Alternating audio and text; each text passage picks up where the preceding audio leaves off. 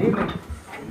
I'd like to call the regular meeting for September the 8th, 2020 to order, 6 p.m. I ask that everyone would rise for the invocation pledge. I will take care of that day. Come on, please bow your heads.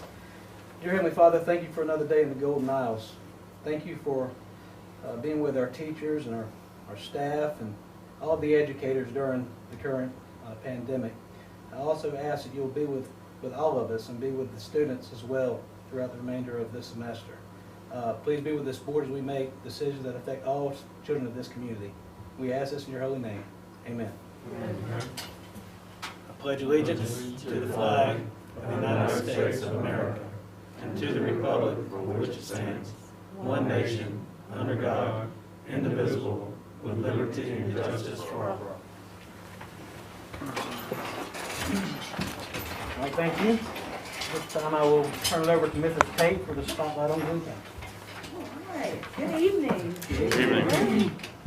Earlier this year, C.B. Greer, Satilla Marsh, and St. Simon's Elementary Schools were named to the 2019-2020 Distinguished Schools list, placing them among the 87 highest performing 5% Title I schools in the state when ranked according to their most recent CCRPI score. Today we present them with a reward certificate and a recognition flag. So if you guys could come on in. We have Ms. Terry Miller with Satilla Marsh, Ms. Katie Glynn with St. Simon's Elementary, and Dr. Carter Akins with C.B. Greer. Congratulations. Congratulations. Thank you. Thank you. And if I can get a photo. Let's bridge out a little bit. All right. We're going to use the mask?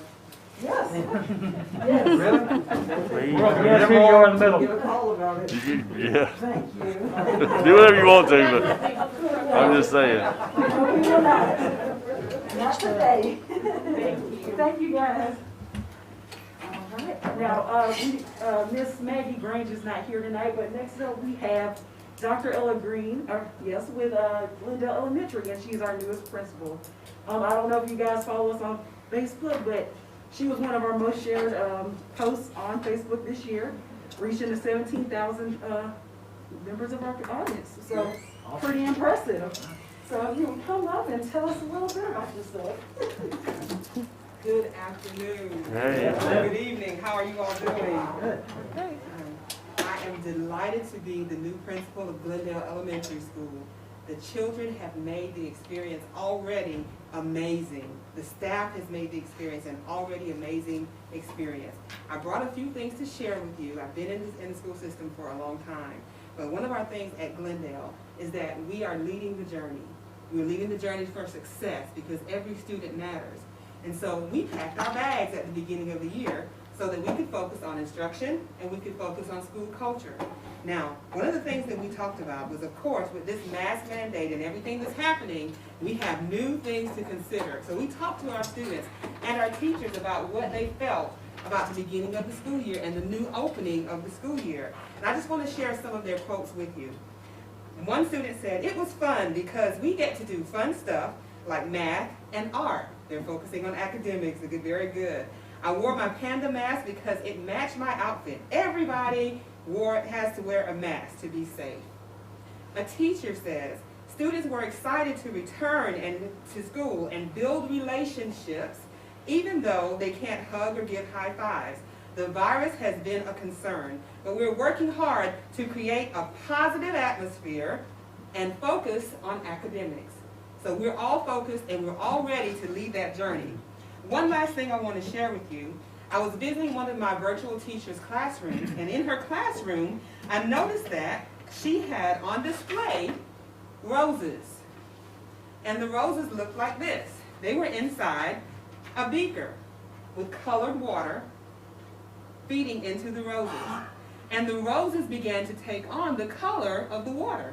If it was red, the roses began to have a red tint. If the water was blue, the roses started to have a blue tint. And that reminded me to remind my teachers that our students are going to be what you pour into them. If you pour quality instruction into them, they will give you quality instruction. They will give you the results that you're looking for.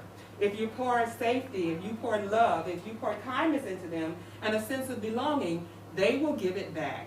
And I talked to my leadership team just this morning about that. Whatever is poured into these students, we will get back. And my goal is to pour into my staff very positive things, positive atmospheres, so that they can feel good about building our students and helping them be better in their futures. So, thank you for the opportunity. I will do my best. I love our students. I love our county. Thank you. Thank you. Great. I believe that's the last. Thank you, Ms. Tate. Citizens address to boards. Do we have any? I don't think we had anyone. I'm just gonna tell her, thank you for her positive attitude. We zipped right out of here. Everybody, thank you. Does it matter to me anyway? I do have a Stacy. McGrath? All right, Stacy McGrath, you want to come to the podium? I'm going to read a brief preamble before you get started. That's okay. Okay, the Board of Education has adopted a policy that permits citizens under certain circumstances to address the board on a variety of topics of general concern to the operation of our schools. We welcome visitors to the board meetings and are interested in hearing from the taxpayers and patrons of our school system. We have a few simple rules for public comment. Each person wishing to address the board must sign the roster. Each person is limited to 5 minutes, and the public comment portion of the meeting will not exceed 30 minutes. Any citizen who has a specific complaint involving an employee must first address the issue with the superintendent, and if not resolved, then may request to speak with the board. However, certain matters involving personnel and students must be heard in closed session. The superintendent will inform you whether your complaint is one which should be referred to an executive session with the board. By signing this sheet, you are agreeing to abide by these rules. Please go ahead. Okay, I wrote just a few notes before I came, and I couldn't get my printer to work, so that's why I brought my computer. So, my name is Stacy McClarty, and I have 2 kids at St. Simon's Elementary. I've come in here and spoke to you guys before 2 years ago, I believe, when my family first moved here. And as a result, you guys all voted yes to get, or I don't know if everybody voted, but either way, we were able to get full-time gifted teachers back into the schools again, so I really appreciate that. It's made a huge difference, and my kids love the gifted program and have really enjoyed it so far. So what I wanted to talk about today was, I'm sure you haven't heard it enough, the issue of the COVID in schools, and most likely the opinion that you haven't heard or don't hear most of the time. I've emailed a couple of times, and I'm super disappointed to say that I have received a response from no one other than our superintendent. As elected officials, I would urge you all to take your position seriously. And your constituents deserve respect, and they also deserve to be acknowledged. So even if you don't agree with what the person is saying, I think just a response saying that, like, hey, I have received your email, because I've talked to a lot of people, and all of my friends that I've talked to regarding this subject, they've said, I emailed the school board and I've received nothing. So people know that you're not responding to them. I've combed through the pages of the departments where you seek your guidance from regarding COVID-19, the Glynn County Department of Health, the Georgia Department of Health, and the CDC pages. The lists have very conflicting information at every turn. I understand that your position is a difficult one, and you're trying to make the most sense of each and every piece of information that you receive. I'd like to point out that the policies from the school board simply do not make sense. I'm asking that you put the children's mental health beside their physical health, not second to their physical health.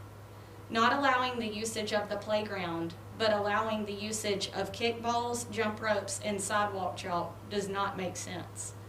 Making children skip seats at lunch, but not on the school bus, does not make sense. My kids ride the school bus, and I ask them how they sit.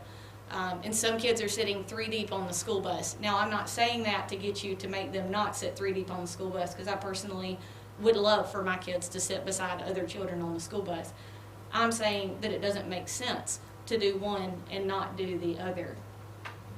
Sitting at lunch and being able to remove your mask, but not being able to remove your mask while sitting at your desk makes no sense.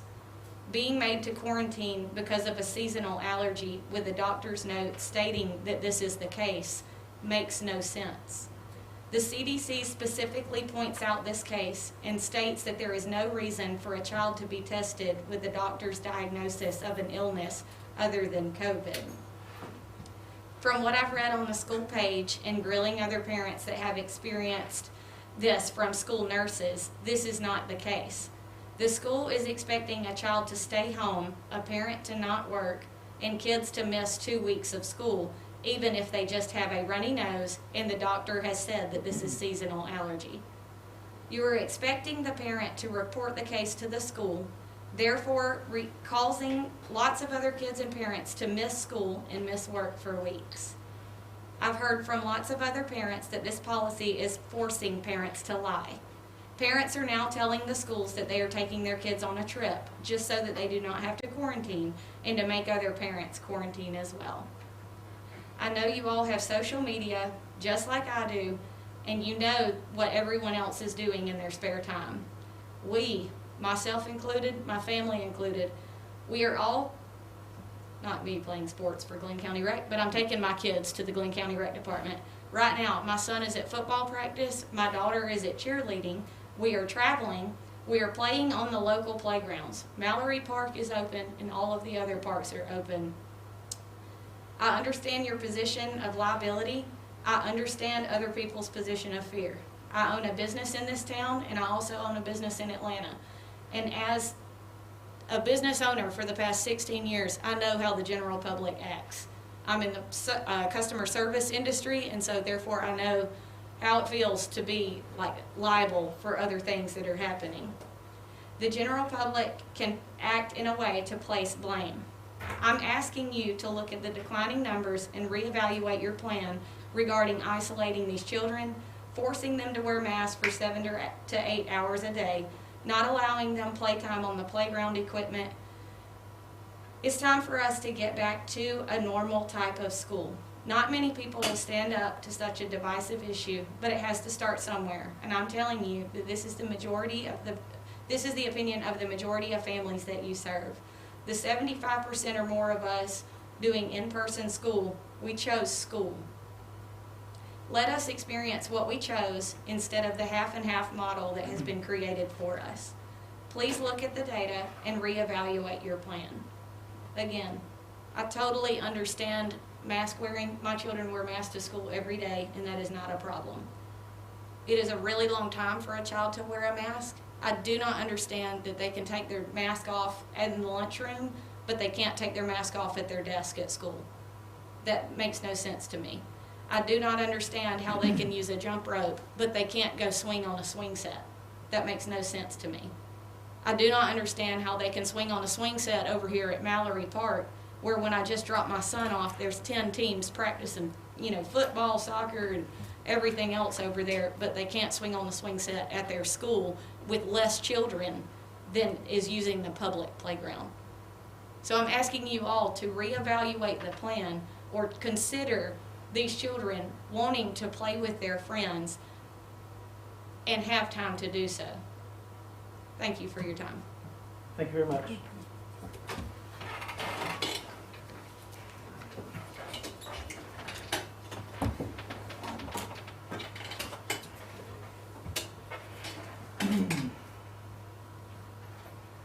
All right, that brings us down to number 5, approval of the agenda. I'll accept the motion to approve the agenda as presented. Reverend Bobbitt, you got a second, please? Second. Ms. Sams, all those in favor? Unanimous. 12-6-0. We're missing Duffy here. All right, brings us down to number 6, consent agenda items. I would like to consent number 7, number 8, number 9, number 10, number 11, number 12A, B, C 1 and 2,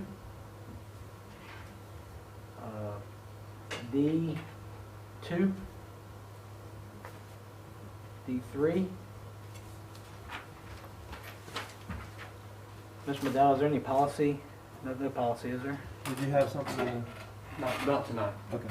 Nope. So we'll consent E as well. Any additions or deletions to the consent agenda items? Hearing none, I'll read them back.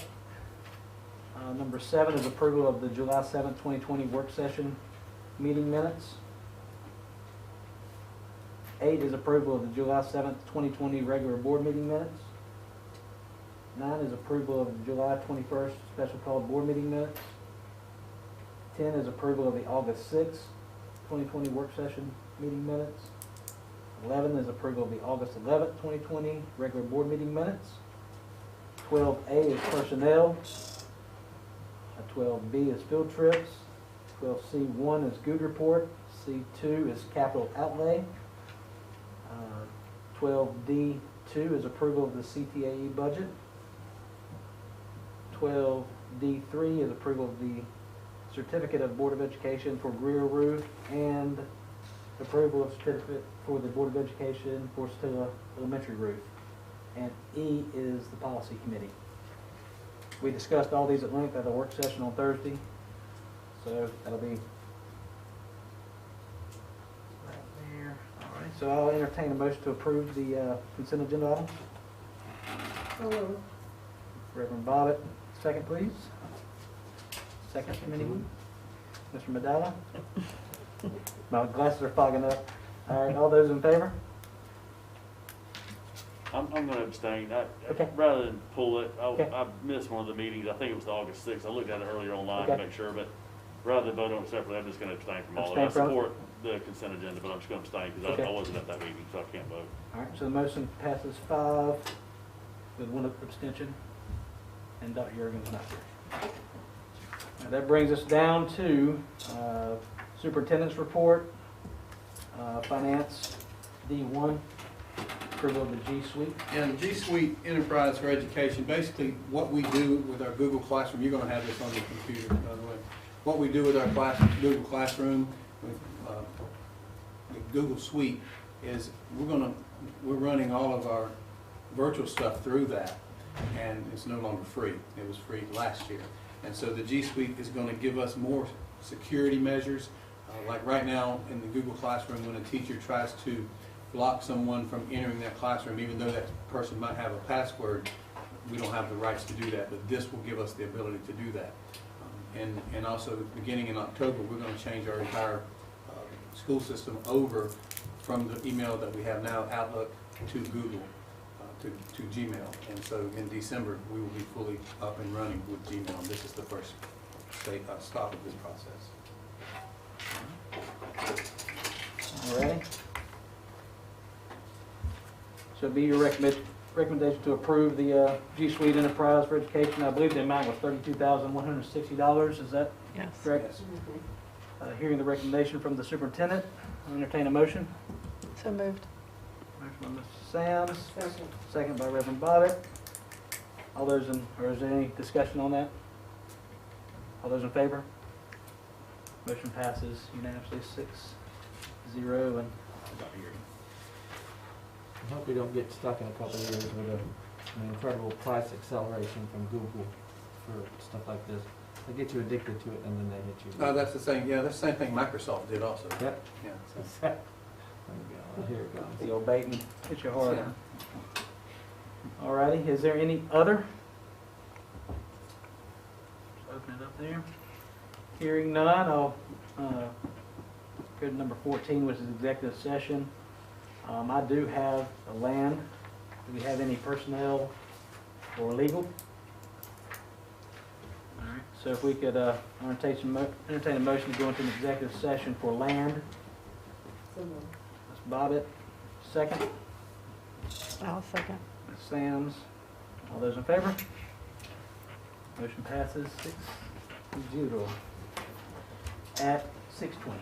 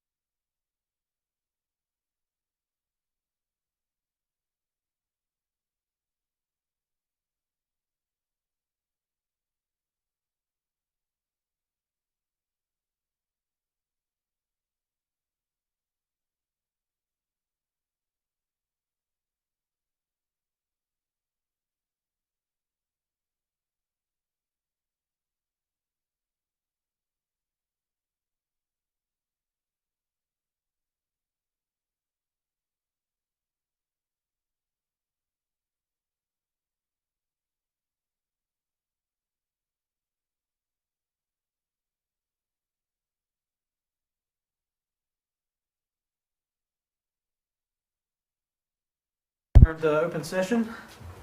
So moved. Mr. Holsey, second by Reverend Bobbitt. All those in favor? 6-0. Okay, I will entertain a motion to adjourn. Reverend Bobbitt. Second. Second. Sams. All those in favor? Unanimous at 6:36. What was that lady's name? Because I don't remember. Stacy ever- McClarty. McClarty? She emailed us a while back and